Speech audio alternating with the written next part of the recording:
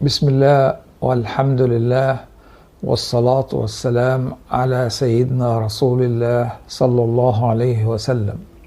أهلا ومرحبا بكم في قناة حمدي الدمرداش للتنمية.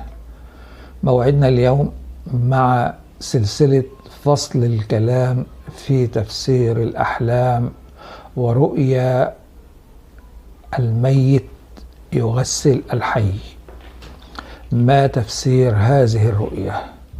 رؤية مس الميت أو تغسيله في اليقظة يتطلب إيمان وشجاعة من الشخص، وقد جرت العادة والأمور على أن الحي هو من يقوم بتغسيل الميت.